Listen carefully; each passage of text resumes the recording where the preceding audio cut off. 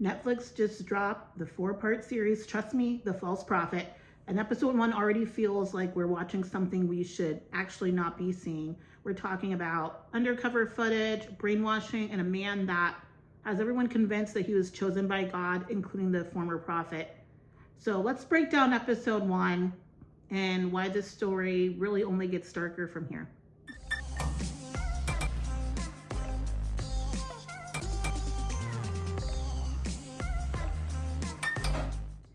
Hey everyone, and welcome back to Red Lipstick Reality TV. I've missed you all. Thanks for joining. If you're new to my channel, hey, hit subscribe, hit like, make sure you participate in the comments. I love chatting back, seeing what you have to say. This is definitely one of those conversations that I think you'll want to participate in, you'll want to talk about, especially if you're someone that's interested in sister wives and getting a little bit more about the history of the fundamentalist Mormon movement and where some of the ideas and some of the practices and the misogyny, where that stems from. And I feel like you get a ton of that in this special, especially because we've been on a break from Sister Wives for a while, so we haven't really had much content focused on the topic. But I think that this 4-part series is really worth the watch. The first episode's called And That's How We Met Sam Bateman. If you haven't heard about Sam Bateman before, I'd heard a little bit about him prior to watching this, and I felt like the information I received was a little bit more surface. I didn't really dive deep into it, and mainly I think it's because a lot of the authorities that have a lot of background in polygamy and the FLDS really weren't talking as much about it. I feel like there was so much focus on Warren Jeffs that this dude kind of slipped through the cracks of someone that's been put away for a long time for some of the very similar acts and practices of Warren Jeffs. And this really gives you an insight look into how this is like perpetual, and there are more than one of these creeps existing within this religion. So this first episode basically gives you a foundation of really what the whole docu-series is about. This does take place in Short Creek, which is like on that Utah-Arizona border. You will know that a lot of the FLDS, the fundamentalist movement, they lived in the Short Creek area. They kind of made it their own. And it became very isolating for a lot of people, which we all know is dangerous in these high control groups, because when they can isolate you, then they can trap you. And that's really scary. And that's clearly what's happened to many individuals until some of them were able to escape. But you did see in this episode how kind of being in that secluded space with little resources, little access, being raised up into this community, born into this community, how that can really frame how a lot of these young ladies looked at this situation and got kind of caught up and trapped. Even the men, how the men got caught up and trapped in this whole delusion of Sam Bateman's. So just for if you're new to everything revolving FLDS, it stands for the Fundamentalist Church of Jesus Christ of Latter-day Saints. So it's the fundamentalist approach, viewpoint, religious practice of the Mormon religion. And they're taking a fundamentalist approach to this. So they're going back to the original OG days of the religion and all of those original practices, and that's how they are approaching it. That's how they're looking at the doctrine, and that's how they're living their lives. In this fundamentalist movement, one of the paramount pillars of that is plural marriage. And so not plural marriage for the women. Women are not getting multiple husbands, but the men are getting multiple wives. And in many of these instances, these relationships are arranged by the fathers of these young ladies and of the prophet. The fathers are seen as what's called a priesthood holder, and they lead the homes. They make all the decisions about the homes, including all the decisions for their daughters, especially for the women. The men too are in that whole thing, but significantly more for the women. And the women tend to be bartering chips in this religion, where they're almost used as like a financial collateral. And you really kind of see that come into play with how this docu-series is set up, how these young ladies were utilized almost like a collateral piece of the puzzle. They do have very strict obedience policies. Obedience is key. Obedience is number one. You will hear that word utilized over and over and over again, not just in my review, but also a ton in the actual documentary series. It's paramount. And when you realize how key and important obedience is, you understand why some of the decisions that were made by the men and the women and the children, why they did things they did, why they went along with stuff they went along with, is because they were raised to be obedient. And also the polygamous point in the religion is top of mind. You are not living godly unless you will not go to heaven unless you live polygamy. So in this series, it's basically highlighting how one woman moved to what's called the Crick, which is that Arizona, Utah space where this movement grew. It talks about a woman and her husband that relocate there. Now, the woman's name is Christine Marie. She's considered a cult expert. She's also a former Mormon, and she heard about what was happening in this movement, and she saw herself apparently in a lot of these young ladies, saw them basically connected to a prophet, believing that prophet, making decisions based off what they said, did what they were told to do, and kind of trapped in that. And she saw herself in them. Now, if you know Christine's story, Christine's been in multiple different documentaries and little short series and interviews prior to this. I recognized her right away. I've seen her in a lot of stuff. And she has talked about her own background, about being manipulated by who she believed was a prophet and believed in that prophet. And I saw an interview, like a little clip from her daughter, who says she as well believed in that same prophet. So she comes from someone that's escaped that situation. She saw these young ladies and thought to herself, I can maybe help them. I feel like I need to help. I have a calling to help. So she decides to move to this little desert town, which at that point, when she moves there, this is after Warren Jeffs had already been arrested. And so the place was basically dilapidated. It was basically deserted. And things were falling apart. A lot of people at that point also were being kicked out of their homes and having it seized by the government, because keep in mind, these people were not paying taxes to the government. And because they didn't want to sign certain documentation, they were not allowed to stay in these homes, and they were being taken over by the government. So there's quite a few documentaries out there that goes into more detail about the whole legal process when it comes to the land and the homes. And I'm pretty sure that community would purposefully not finish these dwellings up to code so that they would not have to finalize the taxes and everything else associated with it. And so they would live in homes that were never completely done, if that makes sense. But there's a ton of property and a ton of land up for grabs, because when they were part of this community, they would just give all their money to that church. That whole pot was taken over by the government. And now I believe they even have like a governing board now of like former FLDS members. And also, if you were FLDS or former, you could, I guess, show proof of that. You can then come and get a home. And so it's pretty interesting when you look at it now. I'm going to try to maybe find that doc and maybe do a video with you on that, so you can see how it's evolved once Warren Jeffs was arrested. But it's pretty interesting, the whole financial back-end and how that's impacted a lot of this community after that. So anyway, Christine Marie, she is the main focus. And then it's also her husband, Tolga, and he is a videographer, her husband, and he's partnering with her on this whole investigation journey. So when they moved into this community, they saw it as an opportunity to build a documentary. That's how they were framing it. That's what their focus was. And then I believe she also helped build opportunities for commerce and for entrepreneurship within the community by setting up a store that these women could sell their goods at.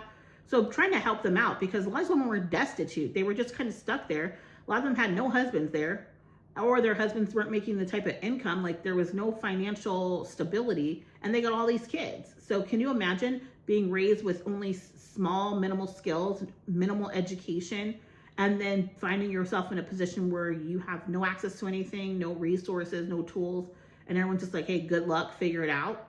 And this was before they started putting in opportunities like the Dream Center, things like that, to try to help these people get on their feet. But yeah, it was a really hard time. So she kind of seemed not like a saving grace to the community, and it seemed like she was, but she clearly had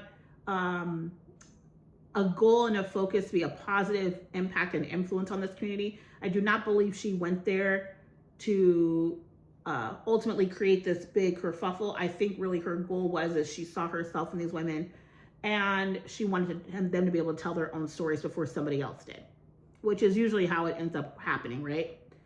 So moving on, now at this point in the first episode, Sam Bateman is now entering the picture. And this man, he was basically seen as someone that was relatively unimportant in the community. Not to be shady, but he seems a little delayed. Not a little, he seems pretty delayed. He almost seems like he's stuck in an adolescent state where he never developed past a certain age. You can tell in his vocabulary choices, and even like sometimes he just stares off into space. It's really interesting. The things that he's excited about, that he wants to share, it's very adolescent. How he communicates with the women, it sounds like a young kid communicating. It's kind of scary to me. And I'm thinking to myself, I don't know how anybody would follow him or even be attracted to him, but he managed to convince a few. So he's basically considered an unknown figure in this community. So this is not like a Warren Jeffs coming in that was like a principal over all the kids and their father was the prophet and everybody knew them. No, that is not his story. But he comes in, and in the absence of a prophet, there is a gap there, right? There's a space for someone to come in and act a fool and declare themselves a prophet, which is what he did. He declared himself a prophet. Just sit on that for a second. He just came in and said, I'm the prophet, and that's it. And then he also claims authority after Warren Jeffs. So this is after Warren Jeffs has been imprisoned by the FLDS, not by that, but by the authorities. He's in jail. He does this after that. And then he ends up gaining some influence despite having like no official status at first. At first he doesn't seem powerful. He kind of seems like a whatever. But once he starts gaining wives, and then once he starts getting the backing of some men that have some financial muscle, it starts to become a bigger deal than what people I think assumed it would be. So as Christine and Tolga are getting to know everyone, and they're getting to know the young ladies and the women in the community, they start to notice, and they get to know Sam, they start to notice some red flags. Some of those red flags are like unusual behavior, a lot of secrecy. He starts to have growing influence over whole families. For instance, there's one woman, I think she had like 5 or 6 plus daughters, and the father of this woman gave all his daughters over to Sam as wives. Some as young as 9 years old, y'all. Think about that. And the wife is sitting along watching it happen because she's been taught her husband's a priesthood holder. He is a person that makes the decisions for your homes, and that he would not make any decisions for your family that would put you at harm. That's what they're assuming as these women. That's what they've been taught. Little did they know their obedience would cost them and their children a lot. Just going with the flow of that. And then they also, another red flag they notice is obviously suspicious relationships with young girls. Why are 9-year-olds being called wives? And they basically tried to say, well, nothing's going on. They're just spiritual. They're not engaging in the wifely things. They're just spiritual. That ended up obviously being a lie. So from this point, instead of them deciding to kind of move on and leave, they decided to stay embedded, stay within the community. They decided to start secretly documenting Bateman, but also publicly documenting him and making him believe that they're developing this documentary of his life with his wives and him becoming the prophet. And then they kind of shift from being just these filmmakers to actual undercover investigators. Major shift, big change to make. And basically that decision ultimately drives the entire series for them to decide that they're going to switch to being investigators and figure out what the heck is going on with Sam Bateman and these women and the men attached to them. So I forget all the guys' names, but there's 3 different men that were attached to them. 2 of them, I believe, are brothers. And they bring with them a lot of money and a lot of women and young ladies, and one of the guys even gives over to him, not just his daughters, but his wives, all but one. Creepy. So you start to recognize immediately in episode 1 that there's basically this blind faith in authority that's happening. So it shows how easily authority can be transferred. So Jeff's gone now. Jeff um, uh, but the belief system has basically stayed. So even though Warren Jeffs is not there, the belief system that he ruled over is still there in place. And basically, Bateman exploits that within a vacuum. He understands that these people still believe in that, and he exploits that. There's also a lot of psychological conditioning that you recognize as a theme in episode 1. They're basically conditioned, like I said, to obey without questioning. Women do not question in this religion. You just obey. And then there's families that normalize disturbing behavior over time. So when you think about it, if you're a young lady that has not been given proper sex education, or a young man that's not been given that, your approach to those things probably is not going to be in a normal, healthy fashion. And so some of that disturbing behavior over time just becomes familiar to these people, and they just start to normalize it until someone calls out and says, yeah, that's not normal. You probably shouldn't be doing that. And then I think overall, he just kind of looks like a big teddy bear. So he doesn't really look dangerous. He just appears like an ordinary guy. And then I feel like that makes his rise a little bit more believable, but also a little bit more terrifying, just how quick and easy it happens. And that's what's scary. So some of the disturbing things that I noticed right away is there's a normalization of control inside of the community. It happens really quick. And that authority to the religious head, the priesthood holder, the prophet, that normalization of control by them inside the community is very evident very quickly. There's early hints at abuse in this documentary. They start talking about it pretty early, but they don't show all the hands of the cards in the documentary in episode 1. But they give you a pretty good idea that you're going to be running into abuse. And then what's really crazy is how fast people trusted this man that nobody cared about 5 seconds ago.